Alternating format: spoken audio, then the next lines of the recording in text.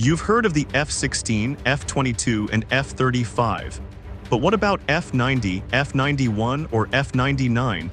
Were they cancelled, turned into missiles, or never manned aircraft at all? Today, we're going through every U.S. fighter designation from F-90 to F-99. Let's start with the aircraft that never made it off the drawing board or barely did. Lockheed XF-90. First flown June 3, 1949, this Skunk Works penetration fighter was designed to escort bombers deep into Soviet territory. Only 2 prototypes were built. It was the first USAF jet fitted with afterburners and the first Lockheed jet to go supersonic, but only in a dive. It lost its competition and was later destroyed in nuclear weapons testing. This is the Republic XF-91 Thunderceptor. First flown May 9, 1949, it combined a jet engine with 4 rocket motors for rapid interception climbs. Only 2 prototypes were built.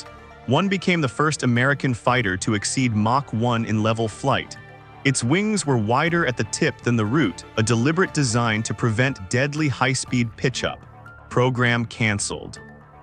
Now this is the Convair XF-92A, first flown September 18, 1948. It was the world's first jet aircraft to fly with a delta-wing configuration, pioneered by German aerodynamicist Alexander Lippisch. Only one was built. Chuck Yeager flew it for the USAF. Test pilots hated it.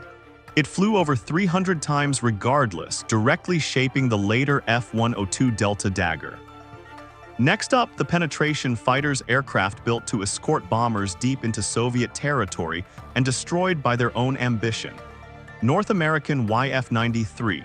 First flown January 24, 1950, it began as a stretched F-86 Sabre redesignated F-86C before growing so different it earned its own designation entirely. Only 2 prototypes were built. It offered double the F-86's unrefueled range at over 2,000 nautical miles. The Korean War redirected USAF priorities toward cheaper, proven designs. Both prototypes survived as NACA research aircraft until 1956. Continuing with the only aircraft in this entire range that entered full production and went to war. Lockheed F-94 Starfire. Entering service May 1950, it was the first operational USAF fighter equipped with an afterburner and the first jet-powered all-weather interceptor to enter combat during the Korean War. Derived directly from the T-33 trainer, 855 were built across 3 variants. The F-94C carried 48 folding fin rockets in a nose ring and 0 guns, an all-rocket interceptor. Retired 1959. Next up, aircraft that were assigned designations and then immediately renamed before a single production model flew. This is the F-95, which became the F-86D Sabre Dog. First flown December 22, 1949, it was originally designated YF-95 during development despite sharing only 25% of parts with the original F-86 Sabre. Renamed F-86D before production began. No guns, only a retractable tray of 24 unguided rockets. Entered service 1951, retired 1965.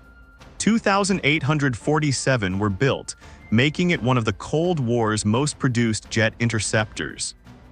Now this is the F-96, which became the F-84F Thunderstreak.